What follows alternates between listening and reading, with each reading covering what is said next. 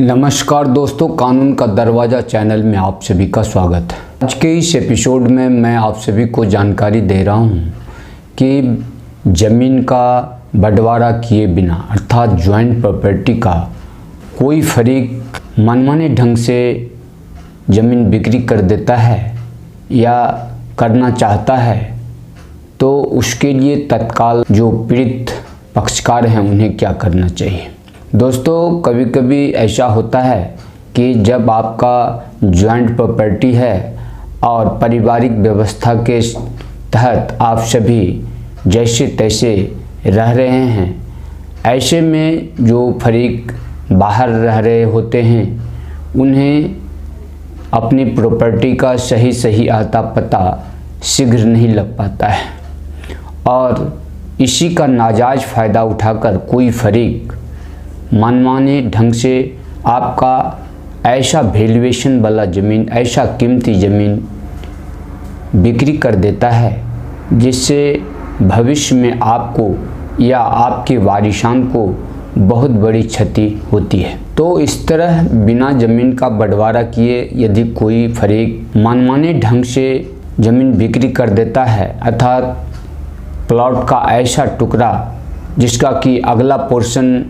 काट कर बिक्री कर देता है और पिछला पोर्शन आपके शेयर में छोड़ देता है, जबकि इस तरह की कोई बंटवारा हुई नहीं। ज़मीन अभी संयुक्त है, संयुक्त रूप से उसका लगान रसीद निर्गत हो रहा है। ऐसे में इस तरह का जो सेल डीड तैयार होता है किन्हीं के द्वारा, किसी फरीक के द्वारा बिक्री कर दिया जाता है, तो इसके बाद कौन सा कदम पीड़ित व्यक्ति को उठाना चाहिए। इसके लिए तो सर्वप्रथम आपको जो ज़मीन बिक्री कर दिया गया है यदि आपको तत्काल पता चलता है तो आप इसके लिए दो काम कर सकते हैं। एक तो यदि वह ज़मीन का म्यूटेशन अब तक नहीं कराया है तो अपने नज़दीकी तहसील कार्यालय में उसके विरुद्ध आपत्ति डालें। साथ ही उस बिक्री दस्तावेज अर्थात सेल डीड का कॉपी नज़दीकी या जो संबंधित रजिस्ट्री कार्यालय हैं वहाँ से उठा लें। उसके बाद आप इस तरह की घटना अपने साथ होने पर पूरे संयुक्त प्रॉपर्टी पर पार्टीशन सूट का मुकदमा अवश्य करें। यद्यपि आप इस सेल डीड के विरुद्ध खरीदार एवं बिक्रीदार के विरुद्ध कैंसलेशन ऑफ डीड का भी मुकदमा कर सकते हैं, लेकिन यह थोड़ा खर्चीला होता है, इसमें कोर्ट फी ज़्यादा लगता है, तो पार्टीशन सूट से भी आपका काम चल सकता है। इसमें भी आप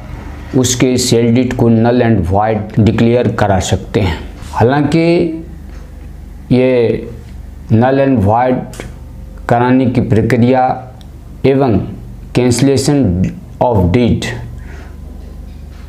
अर्थात कहा जाए तो आपका जो पार्टीशन का केस होगा उसके साथ साथ कैंसलेशन ऑफ डीड का भी केस एक साथ ही चल सकता है, एक ही मजमून में यह तैयार हो सकता है। तो इस तरह का आप प्लान तैयार करवा के सिविल कोर्ट में पार्टीशन सूट का मुकदमा कर सकते हैं या फिर दोनों मुकदमा एक साथ कर सकते हैं और इस तरह की कानूनी प्रक्रिया अपनाकर आप उस सेल डीड को बेकार कर सकते हैं जिस पर कि आपकी सहमति नहीं ली गई है और उसका अगला पोर्शन छांटकर या गलत चौहद्दी डालकर आपको परेशान कर रहा है, तो इस पर आप अस्थायी तौर पर रोक लगा सकते हैं। इस तरह का डिग्री प्राप्त करने के बाद आप अपने नाम से उस ज़मीन का जो कि आपको शेयर में कोर्ट द्वारा दिया गया है, जो डिग्री पारित किया गया है, अपने भूमि का नामांतरण कराकर लगान रसीद प्राप्त कर सकते हैं और अस्थायी रूप से इस समस्या का समाधान कर सकते हैं। दोस्तों, आज के इस एपिसोड में बस इतना ही कहना चाहूँगा, फिर अगले वीडियो का आप इंतज़ार करें। और अंत में आपसे कहना चाहूँगा कि यदि आपने अब तक हमारे चैनल को सब्सक्राइब नहीं किया है तो इसे सब्सक्राइब अवश्य कर लें, साथ ही बेल आइकन को प्रेस करें और